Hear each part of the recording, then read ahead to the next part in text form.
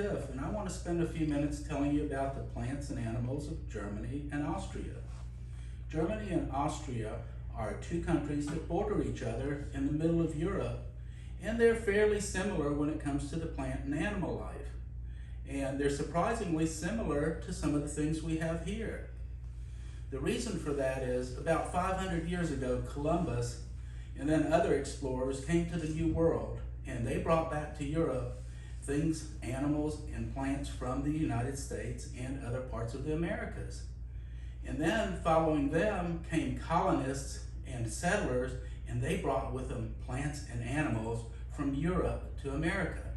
So we have a lot of domesticated animals like pigs, like horses, like cows, like sheep and goats that are common here and common there, rabbits, things like that. In addition, we have crops like tomatoes, potatoes, wheat, corn, strawberries, apples, pears, cherries that are common here and there.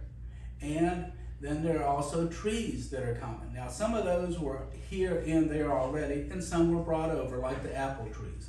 But there are fir trees, there are pine trees, there are oak trees, there are beech trees. There are a lot of trees that we're familiar with here, so there are a lot of similarities. In addition to that, the German national flower is called the bachelor button. It's also known as the cornflower. The Austrian national flower is Edelweiss. It's a small white flower that grows in the mountain alpines way up high. The black eagle is the native bird or the national bird for both Germany and Austria, and is on their coat of arms. Storks are very common and popular, and they tend to roost in people's chimneys. And if that happens to you, it's considered good luck. There were also predators, big animals in Europe, but those have been hunted to near extinction over many thousands of years of interacting with humans. Things like wolves and bears were common, but now they are finally making a comeback due to conservation efforts and attitudes that accept them instead of fearing them for eating the livestock or other reasons. So conservation efforts are making quite a difference in kind of bringing back some of the animals that have been lost over time.